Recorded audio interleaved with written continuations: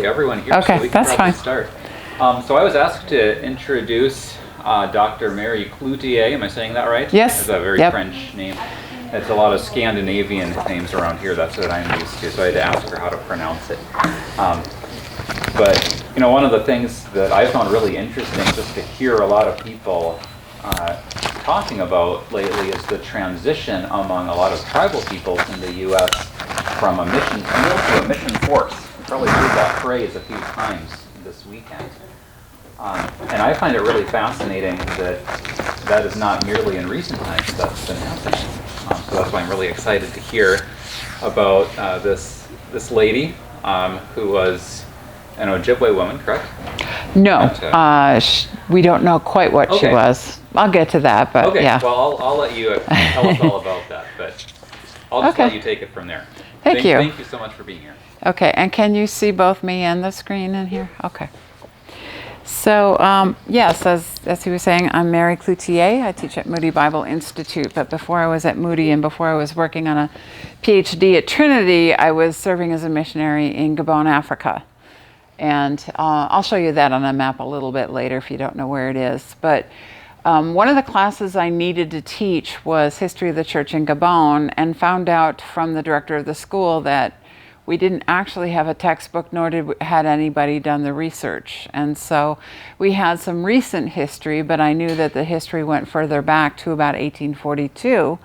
And so I basically, in 2005, had to just go on the internet and just start asking questions, and nothing really was written. And so just picture me being like an archaeologist, digging little layer by layer by layer in whatever I had, and finding little clues to the next thing and the next thing. And that's how I uncovered the story of Lydia, which has not been written, and she was not even known to be Native American in most things. And so I'll just tell you her story as I uncovered it.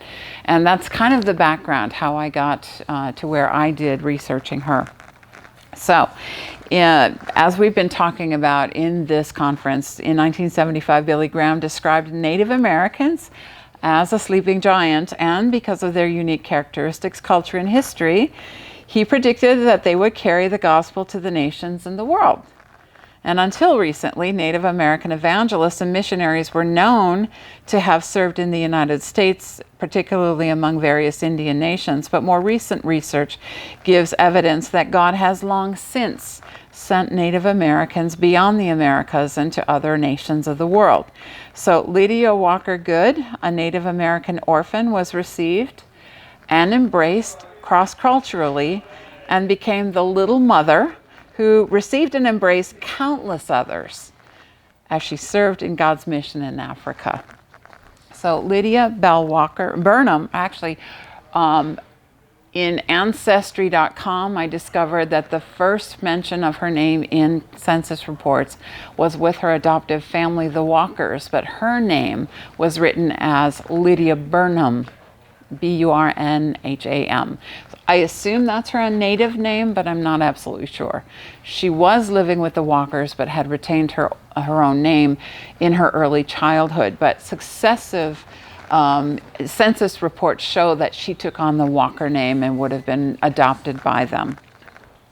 So she was born about March 1854 and adopted into the family of Peter and Eliza Walker, an elderly white couple who lived in Wilson, New York. And I'll show you that. Wilson, New York is up by Niagara Falls, so it's right on the border of Canada and near Rochester and Buffalo. And I'm told that her adoptive father went back and forth over the border. They lived sometimes in Canada and sometimes over the border into the United States, but they were located in Wilson when she was first shown in the census report in 1860 to be living with them. And they mistakenly wrote her as Negro, which she was not. But back then, the census reports, it was like white and Negro most of the time as far as what you could check off. So sometimes the census taker would not even write anything. They would just leave that part blank. And so it is mistakenly written like that. And her adoptive parents would have been answering the census taker. And so when asked where Lydia was born, it said Canada. in the 1860 census. It said she was 6. Now, she always said she was born in 1856, but I figured in 1860, the parents would have known if she were 4 or 6. There's a big difference between the two ages. So I'm going to take their age and the year she was born. But they said in the census for 2 times in a row that she was born in Canada. She would later say, I was born somewhere near Syracuse, New York. So we don't quite know where she's born. And so anyway, Peter and Eliza were already elderly when she came to live with them in Wilson, and they already had grown children. Lydia believed she was born near Syracuse, but she may have been born in Canada, and we don't know her origins. She considered herself a full member of the Walker family. She received a public education at this school in Ohio. I'm not sure what the connection was. She did not go to Carlisle. I found one magazine article that said she went there. That she went to Carlisle, but she did not. So she went to this Cooper Young Ladies School in Ohio, and it was an educational facility for young women from the prominent families of that town. And so it would have been very expensive and very exclusive. I know that she got a good education. What I don't know is why she went to school so far away from her parents. She went then to live, she applied to be with the Presbyterian Church as a missionary teacher, and she went to northern Wisconsin to the Odana. Odana is the town. The Bad River Reservation is the reservation where she worked. And what I know about them, it's the Ojibwe people in Odana, Wisconsin. The community at the time she arrived there was about 600 people. The mission school had around 65 students. The local Presbyterian church was pastored by Henry Blatchford, a native preacher. And the Presbyterian mission reports, they had various magazines and published news, and they stated in their published work that Lydia was of Indian parentage. And this is the only known official recognition of her ethnicity in mission documents. Now, it doesn't mean they were hiding her ethnicity, but for those people who were of African ancestry, if they were sent to Africa, they would say they're of African ancestry. So it didn't surprise me that when she was sent to Odana, Wisconsin, they said, by the way, she is also of Indian ancestry. But after that time, she was not designated or described by her ethnicity. Okay, so Lydia served at this mission until late 1877 when she requested a transfer to the Presbyterian Board's West Africa mission, located in what is now the country of Gabon.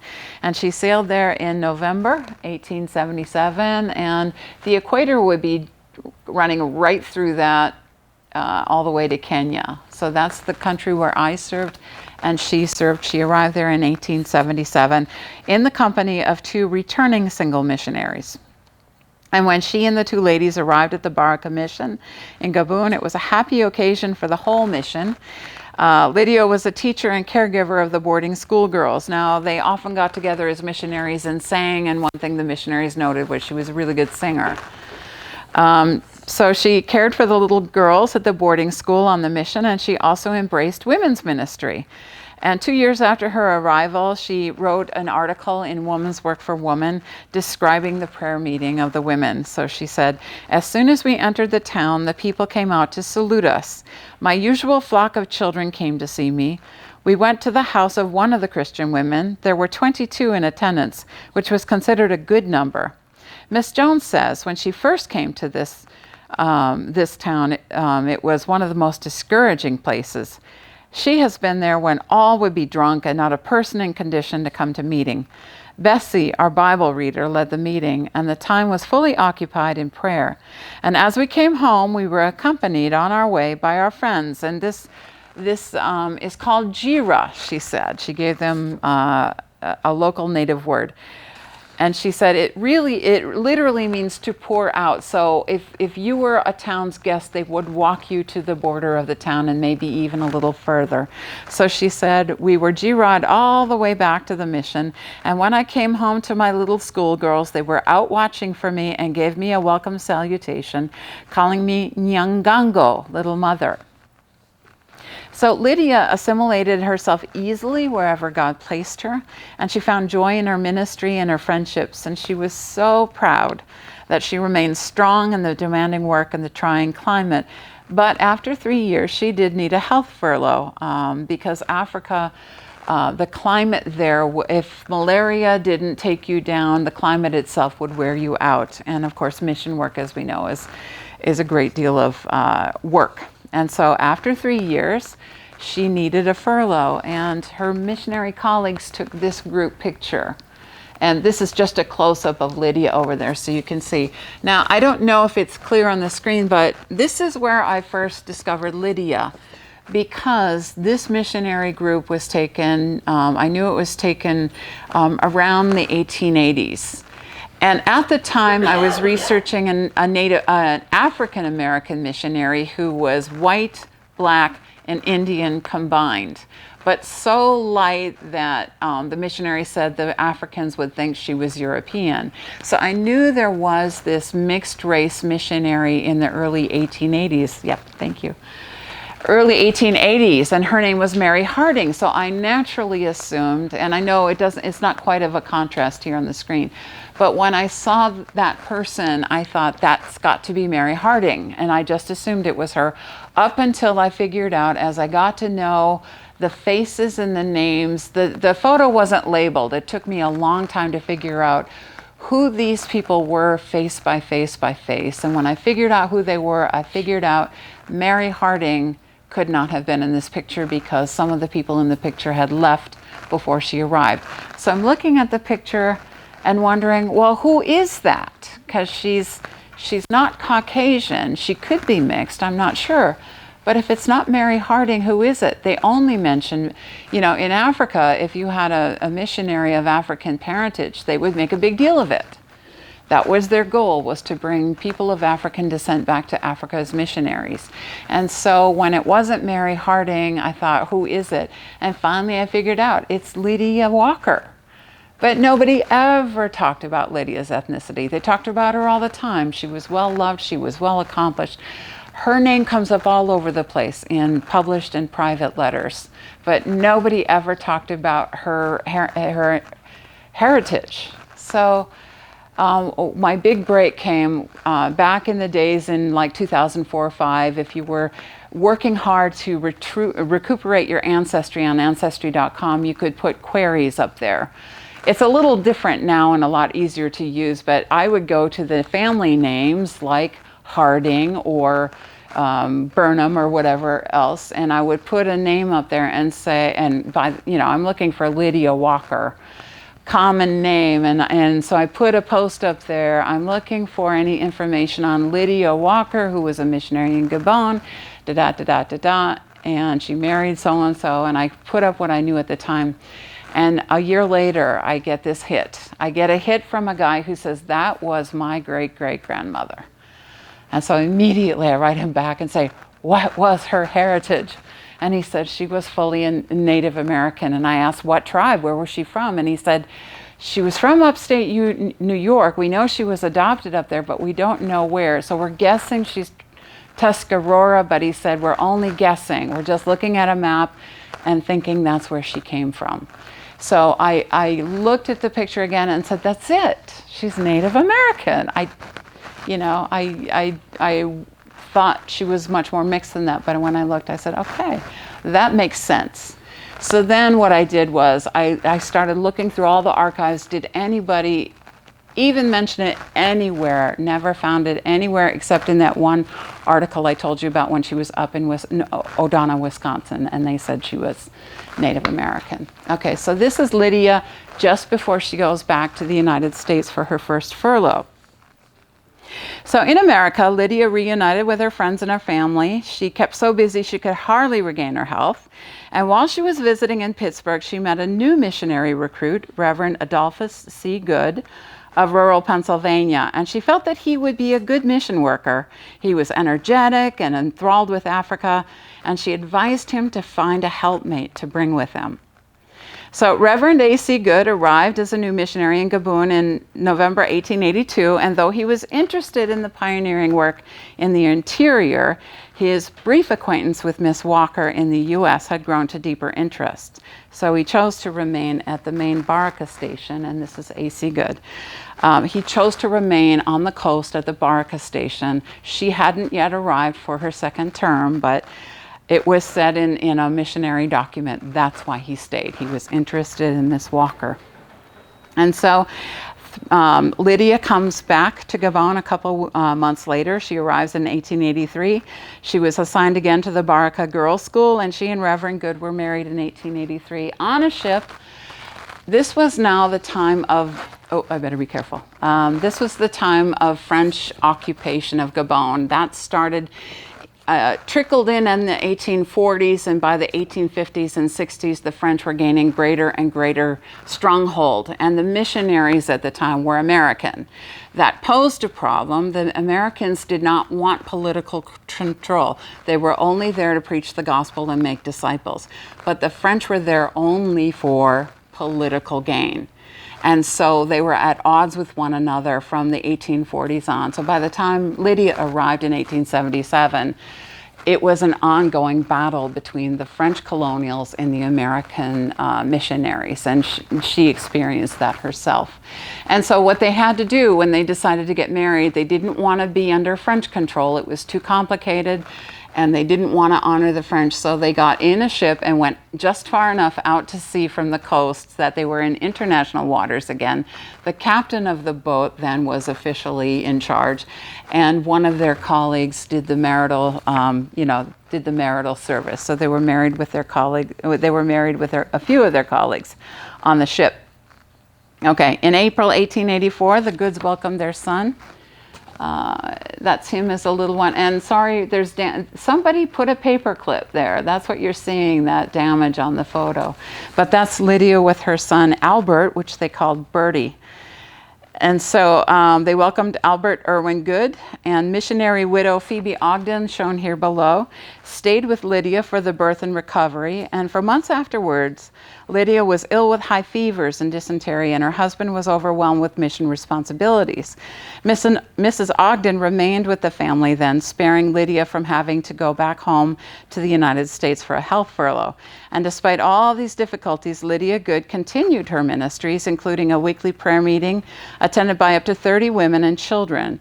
And many people came to her door. She shared with them the good news of Jesus Christ. But she was aware, she shared with them a lot, the men, women, and children who came to her door, but they were plagued with sins, and there was alcohol addiction and other things. And so her heart was breaking at the struggles they were going through, but she would pour out her love for Jesus Christ and share the good news with them, and that would happen from her doorstep. Okay, but she said rum and tobacco had made them dull and sluggish, and they struggled with many other temptations. In early 1885, the Goods moved to the interior Kongwe station on the Ogowé River, and they were surrounded by warring tribes of Africans, and there were several tribes, and they were all warring together, but they were all seeking an education, and so they were interested in what the missionaries were offering. There were several American missionaries stationed up and down the river near them, and there was also a French Jesuit mission station, and French colonial authorities who often hindered their ministries. The prohibition of education in English. So when the French gained more and more control, they started telling the American missionaries, you may not teach in the indigenous languages. That's what the missionaries were doing, is learning the languages, translating the Bible, and also teaching and making course materials in those indigenous languages. Now, the Africans really wanted English, and so they also did English, but at the request of the native peoples. The French, as they gained greater and greater control, forbid the American missionaries from giving any education or church services in anything but the French language, which created a problem because they were not French speakers. And so it just put a stranglehold on their ministry.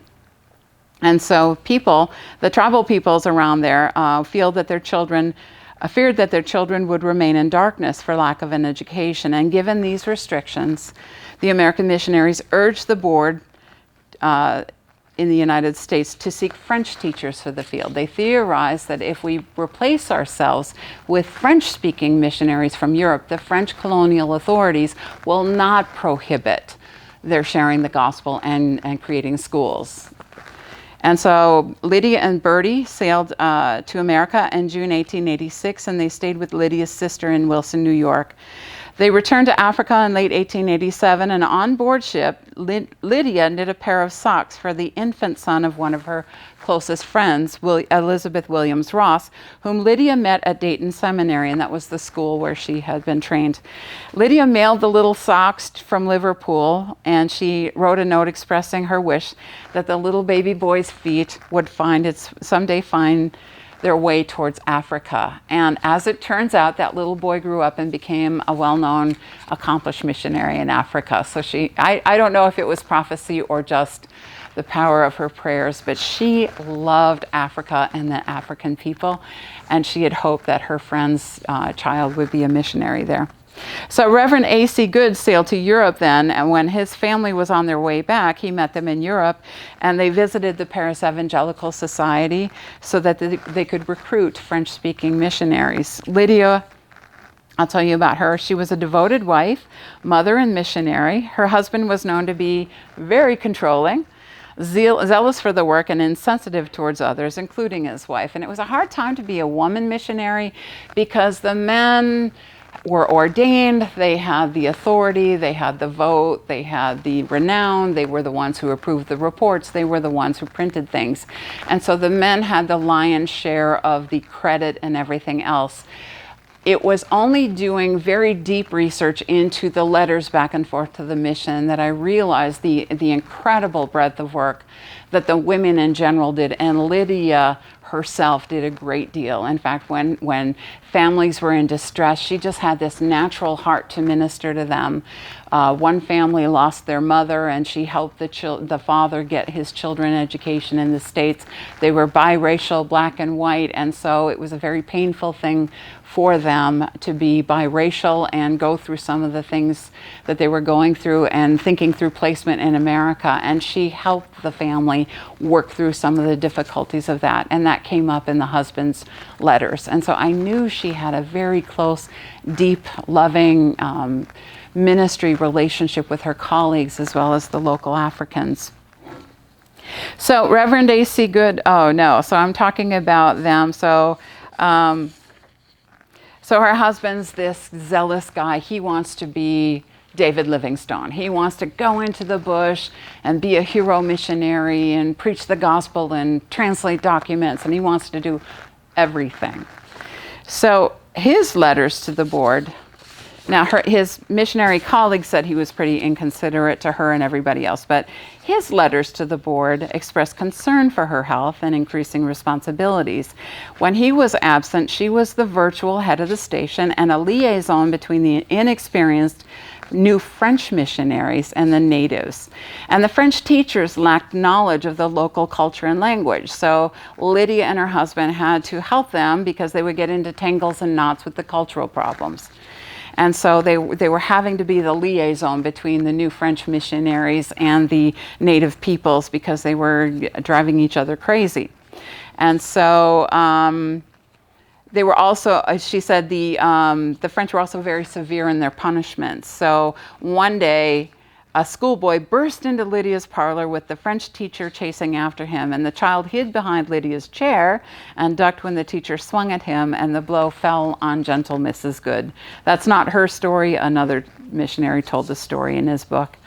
When Reverend Good contracted a deadly fever, the family took a 15-month furlough in the U.S., and they returned to the Ogowé River to work alongside a French family. And this, I should have shown you this before. This is the Ogowé River in the interior of Gabon, and these are some of the Fang warriors who were deadly to all the other tribes. They were they were deadly to everybody else. And those were some of the ladies from another tribe that was there. And the missionaries were trying to reach all of them, but dealing with the intertribal conflicts. So now they're back, and now there are French missionary families being placed in the Ogowe River, and they are slowly working their way out of a job. So this is the Jacot family on the left, and Lydia and her husband and son are on the right. And so they worked a little bit together as they were transitioning out and the French were transitioning in. In January 1891, the American missionaries voted to relocate to German colonial Cameroon. To the north, Reverend Good and Reverend William Galt explored coastal Cameroon for possible mission sites. Galt later complained to the board that Reverend Good was pushing ahead alone and seemed to want all the glory for himself. Reverend Good urged the mission to move quickly in his new mission and suggested that if his wife and son were sent back to America, he could go open the mission himself. So he knew that other missionaries had sickened and died in both the Congo and Gabon due to overwork, but he felt that circumstances in Cameroon were different. So he went alone into the interior to clear ground for a new station, even as his fellow missionaries were succumbing to illness and death on the coast. I think I have a map here. So he's wanting to be Livingstone, and he doesn't care about his fellow missionaries and anybody else. He thinks he does, but his actions say otherwise. So in the aqua color there, that's the original Baraka mission on the coast, and the Kongwe mission was in the interior on a river, and now they're way up north at what is now going to be the Batanga mission in Cameroon. Okay, so new missionaries arrived up there in Cameroon in 1893. Reverend Good hoped to take Dr. Laffin into the interior. He had newly arrived, but he was needed at Batanga to care for the sick missionaries. Reverend A.C. Good asked the board to send more men to authorize a second station that year. He said, "I can only assure you that you cannot move too fast for me. There's no obstacle to our going on and establishing 3 or 4 stations as fast as the men can be gotten out." Reverend Good wrote a long letter to the board in September 1893, right after those new missionaries came, and he updated them on the new missionaries and their progress, and in the margins, his wife Lydia added her own update, that she had not taken any solid food for nearly a month and was not getting any better, though her missionary colleagues were caring for her. Dr. Laffin diagnosed Lydia's illness as severe chronic dyspepsia complicated by extreme nervousness, which manifested itself in many ways. Reverend Good fretted about having to return to her so often, leaving his pioneering work in the interior, but Dr. Laffin observed that Reverend Good's impending departure caused Lydia's increased nervousness and ill health, which prevented Mr. Good's health return to the bush. And so Lydia seemed to be exhibiting anxiety about her husband's going into the bush. In the meantime, missionary colleagues are dying of malaria and other things, not from aggression, but of other maladies. And she's worried sick that he's going into dangerous territories where hostile peoples might overcome him. In January 1894, Lydia Good and 10-year-old Bertie, her son, left for the U.S. Reverend Good stayed behind, convinced that the new missionaries and work depended on him. With his wife and child absent, Reverend Good took on heavy translation and writing projects, as well as long trips deep into the interior.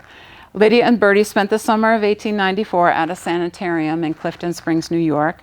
She was committed to recuperating her health and was grateful for the concern and support of the mission board. Reverend Good, still in Africa, was glad that Lydia had found many friends to care for her, and he felt that it was God's will that they be separated for the time being. By fall, Lydia and Bertie had settled in Wooster, Ohio, expecting their husband and father to join them in a few months, which he was intending to do. However, word arrived in mid-December that Reverend Good had succumbed to hematuric fever in Cameroon. Dr. Silas F. Johnson, who attended him, believed that Good's final illness was due to difficult travel, a poor diet, and worry about his progress in the work. So Lydia mourned him deeply. She said, "I have the most precious promises to lean on, but my poor heart seems utterly broken, and as if there could never be any more happiness in the world for me. She reminded the board that she had been at O'Donnell, Wisconsin as a missionary in 1873. And so she said, it's been 21 years since I've been a missionary. So her husband has died. She's got a 10-year-old son. She's in the United States. She's got a missionary heart, but she's looking at reality right now and grieving. So she reminds them she's been a missionary for 21 years. She's willing to go back. And they leave it at that. 6 months after her husband's death, the Presbyterian board encouraged her to resign, and she agreed, but she expressed great sadness in giving up her ministry. 4 years later, however, in August 1899, the Presbyterian board invited her again to come to Cameroon, and Lydia was known to be a really good linguist, and she could prepare manuscripts for printing. She was already known to be able to do that. So she was also very well liked in a place where there's a lot of missionary tension, and she was kind of a smoother. She was kind of a friend of everybody, so they were hoping she would have that influence there.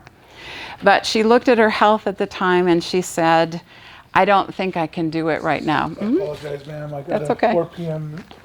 Meeting. That's okay. Okay, thank you. I wanted to stay. Okay. So Lydia declined, citing her health, but she said it meant a great deal to her that they had invited her, and she was willing to serve again in Africa if it was the Lord's will. She remained in close contact with her missionary friends all that time. Dr. Silas Johnson, who had cared